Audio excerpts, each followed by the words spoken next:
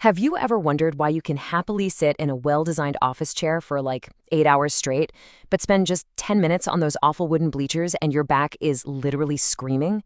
Well, it all comes down to how your body, the ultimate human machine, handles external forces. Welcome to The Explainer. Today, we're looking at your body not just as biology, but as a highly sophisticated mechanical engine. We're going to break down the science of biomechanics to understand exactly how this human machine actually operates. Okay, let's dive into this. Here's our roadmap for today. We'll start with a welcome to human biomechanics, then look at Newton's laws in action, kinematics versus kinetics, building the human machine, your body's lever systems, and finally, measuring and optimizing movement. All right, part one. Welcome to human biomechanics. So biomechanics is basically the multidisciplinary study of the forces acting on and exerted by living organisms. Think of it as the physics behind how your muscles, bones, and tendons manage gravity and mechanical stress to produce movement, or even just maintain rest.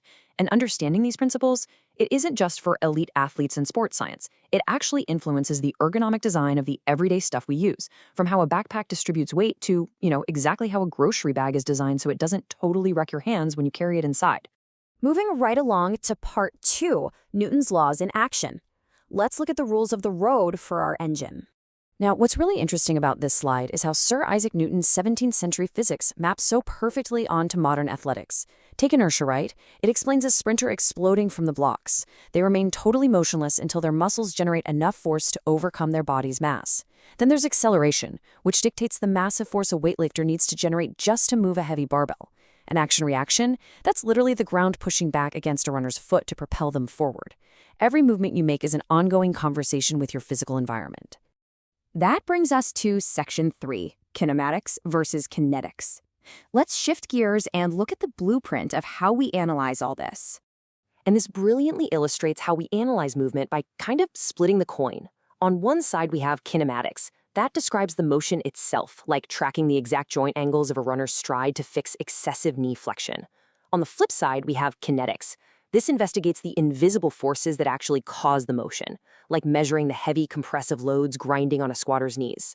So an easy way to remember it, kinematics is what it looks like, and kinetics is what it feels like.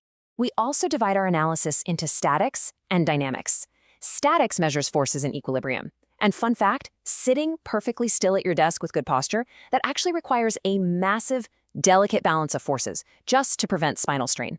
Dynamics takes over when those forces become unbalanced. Like when you jump, your body has to dynamically manage all those heavy impact forces when you land so you don't blow out a knee. Now think about linear versus rotational movement. Force pushes or pulls in a straight, linear direction. But torque? Torque is rotational. It's a force applied at a distance from an axis of rotation. When a baseball pitcher throws a fastball, their shoulder and elbow joints act as pivot points, creating this immense rotational torque to generate speed. But here's the catch. Too much of that rotational torque is exactly what leads to severe shoulder injuries in pitchers. It's a really delicate balance. Let's move on to section 4, building the human machine. We're going to look at anatomy, but strictly as mechanical components. All right, so here is your raw biological hardware. Your bones are basically stiff levers, constantly adapting to mechanical stress, a concept known as Wolff's Law. Your muscles, that's your engine, packed with slow and fast-twitch fibers. Then you have tendons, which act just like biological springs. They stretch to store energy and release it to propel you forward. And finally, your ligaments are your stabilizers. They act like internal mechanical braces to prevent excessive motion and keep your joints from failing. Let's see how all this hardware works together in section 5, your body's lever systems. Your musculoskeletal system is literally a collection of simple machines. Think about using the back of a hammer to pry a stubborn nail out of a piece of wood. Your body works exactly the same way. Your bones are those stiff levers, your joints are the fulcrums or pivot points, your muscles provide the pulling effort, and whatever you're moving in the world around you is the resistance. Your body actually utilizes 3 different classes of levers. A first-class lever puts the fulcrum right in the middle, like your neck joints, acting as a pivot to support the heavy front of your skull. A second-class lever puts the resistance in the middle.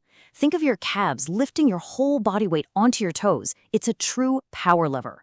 But the absolute most common lever in the human body is the third-class speed lever, which puts the effort in the middle.